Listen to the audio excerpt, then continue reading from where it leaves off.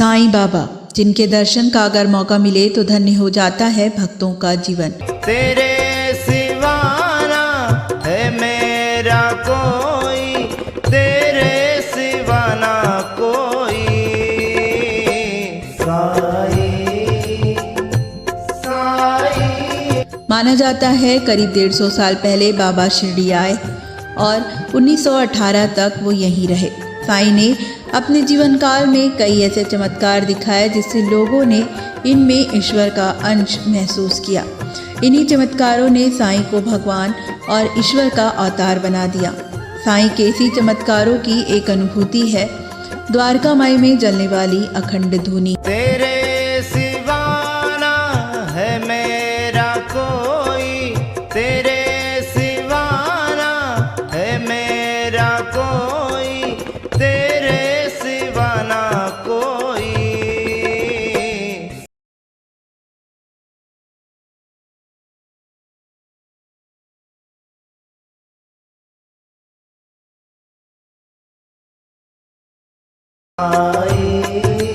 बाबा तो स्वयं सर्वधर्म समन्विताय के अनंत कोटि ब्रह्मांड नायक है। बाबा ने अहरनिश अग्निहोत्र किया है। स्वयं बाबा अग्नि पूजा करते थे, इसीलिए अग्निहोत्र समझकर बाबा ने वो धुनी निर्माण किए हैं। बाबा जब 5 घर भिक्षा मांगकर आते थे तो पहले धुनी माई को प्रसाद डालते थे, अर्पण करते थे और बाद स्वयं ग्रहण करते थे। आज भी पंडित 11:30 बजे वहां जाकर वैष्णोदेव नामक पूजा करते हैं। बताया जाता है कि साईं ने कहा था यह धुनी उनके होने का प्रतीक है। यह तब तक जलती रहेगी जब तक सूरज चांद रहेगा तथा दुनिया का अस्तित्व रहेगा।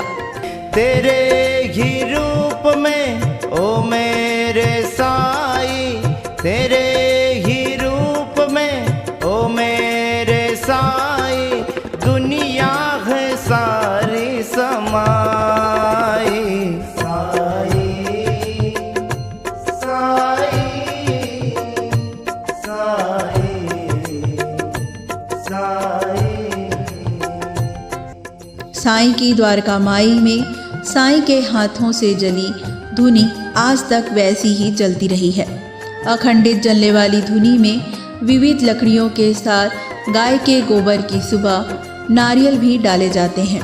साईं के धुनी के साथ यहाँ उत्पन्न होने वाली भभूत यानी उदी को भी बड़ी मान्यता है। भक्तों की माने तो साईं के धुनी की उदी राख होकर भी जीना सिखाती है। बिछड़ के तुमसे मैं रह ना पाऊं, बिछड़ के तुमसे मैं रह ना पाऊं, ओ मेरे शिरडी के साईं।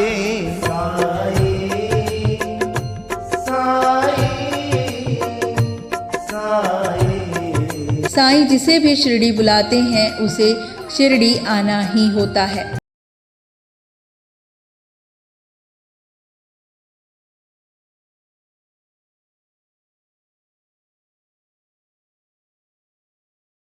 करते समय तो कभी धुनी की गर्माहट के अलौकिक आनंद में। फूलों में खुशबू तेरी साई, नीले गगन पे है तेरी परछाई। फूलों में खुशबू तेरी साई, नीले गगन पे है तेरी परछाई।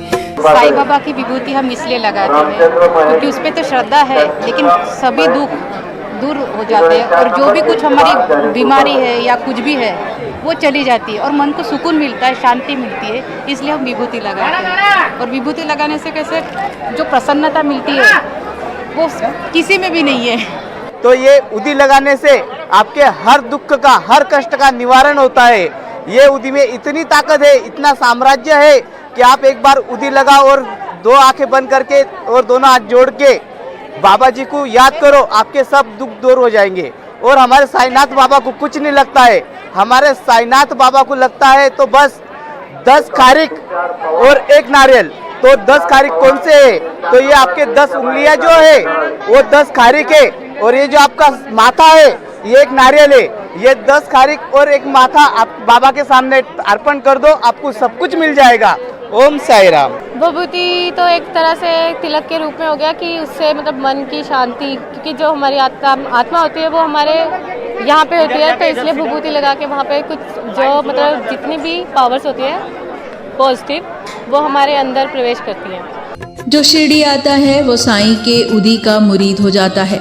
साईं की धुनी की राग, जिसे साईं के भक्त उदी कहते हैं, उसे साथ लेकर आने की ललक रहती है। कतार में खड़े साईं के दीवाने इस उदी को मिलने पर माथे पर लगाते हैं, पानी में घोल कर पी लेते हैं। किसी भी शुभ कार्य में जाने से पहले उसे जरूर अपने साथ रखते हैं। दाभोलकर जी द्वारा रचित पावन ग्रंथ श्री साईं सच्चरित्र में उदी के कई सारे चमत्कारों का उल्लेख भी मिलता है। स्वयं बाबा ने वहाँ धुनी प्रज्वलित की है और आज तक वही धुनी प्रज्वलित रही है। ये बाबा ने जब धुनी प्रज्वलित की, वहीं से ही सभी जन को उदी लगाते थे और वही उदी देखकर सब लोग अपने आरोग्य के लिए बाबा को प्रार्थना जब करते थे तो बाबा स्वयं उदी देते, ये उदी लगाओ, अपना रोग नष्ट हो जाएगा और आपको अनुभूति हो जाएगी। बाबा की धुनी की उदी आज भी रामबाण औषधि है, संकट हरती है, कल्याण करती है और साईं के सदा जीवित होने और उनका अपने भक्तों के साथ सदैव होने का सतत एहसास कराती है।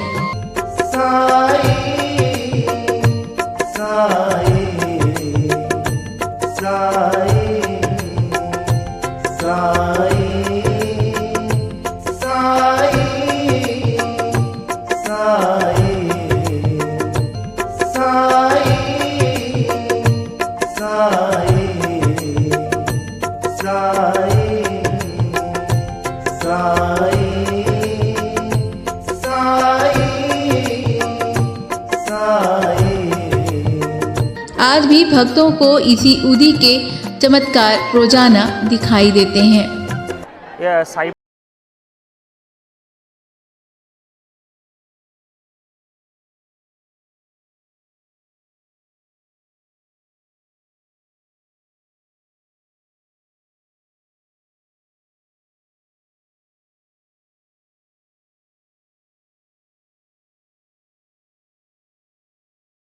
मिरेकल।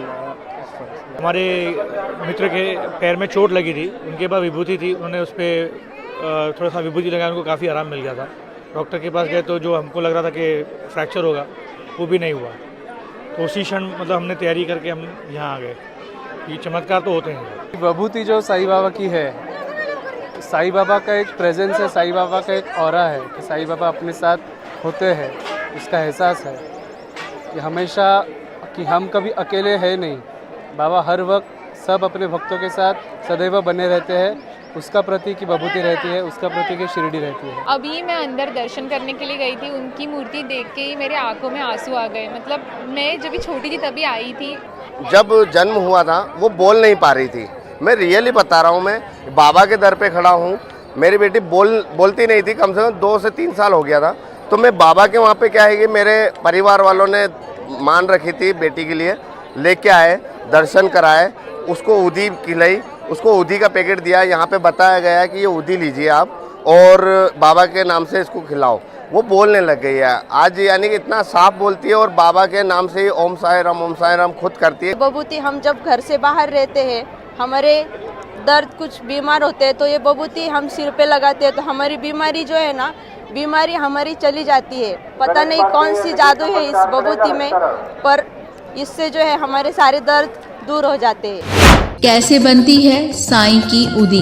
वैसे तो उदी यानी भभूत साईं के धुनी की राख है। माना जाता है भगवान भोलेनाथ के भस्म समान होती है। हर दिन साईं के धुनी में जलने वाली सामग्री से राख निर्माण होती है, उसे बाहर निकालकर ठंडा किया जाता है। साईं ट्रस्ट में पूरी देख रेख में इसे अच्छी तरह से छान लिया जाता है। बारीक राख को अलग कर उसे स्वतंत्र करने के बाद उसे पॉकेट बनाने वाली मशीन में डालकर ऑटोमेटिक मशीन द्वारा इसकी पूड़ियाँ बनाई जाती है।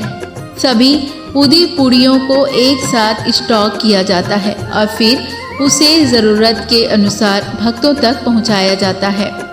मिलने की तुझे आस लगी है, दर्शन की मुझे प्यास लगी है।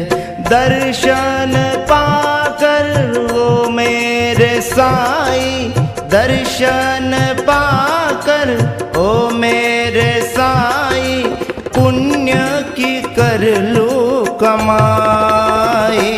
साईं साईं साईं। साईं मंदिर में दर्शन कर बाहर निकलने वाले प्रत्येक भक्त को उदी की एक पुड़ी दी जाती है। भक्त भी बड़ी श्रद्धापूर्वक बाबा के साक्षात अनुभूति को अपने माथे से लगाकर अपने साथ रखते हैं। तो बाबा घंटों तक वो धुनी के सामने बैठते थे और वहाँ धुनी के निकली हुई विभूति बाबा स्वयं भक्तों को देते थे। और ये उदी का महत्व है कि जैसे कुष्ठ रोग जैसे रोग नष्ट होते हैं वो थे बाबा जब देहधारी थे तब दवा मानकर ही बाबा सबको उदी देते थे।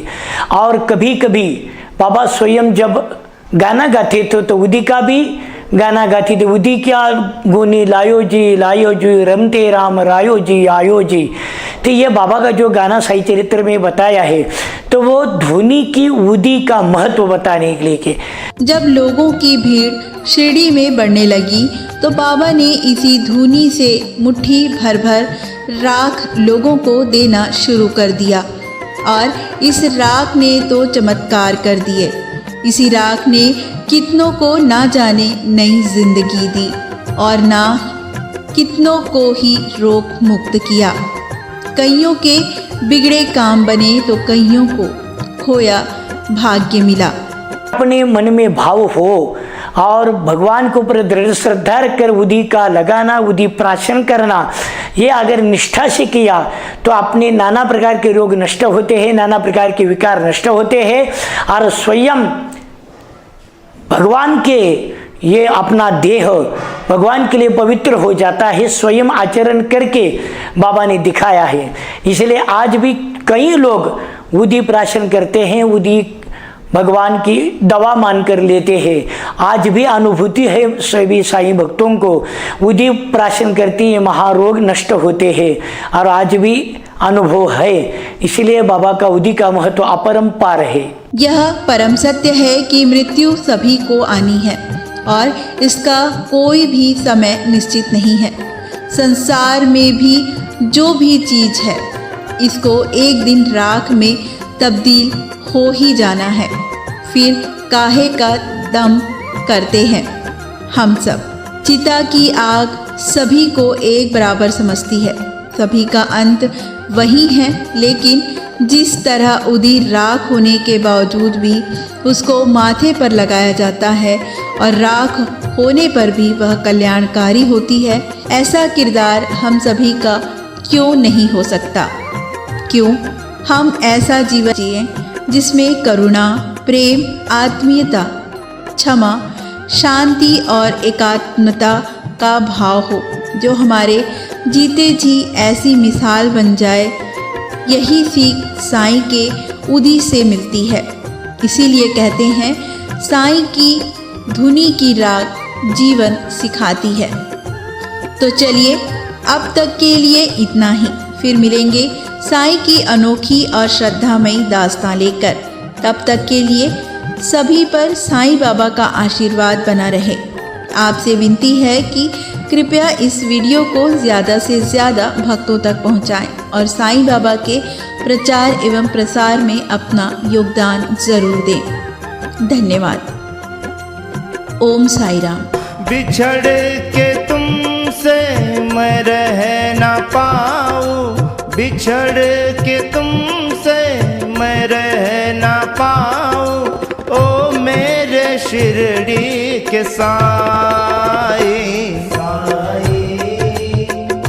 साईं साईं साईं।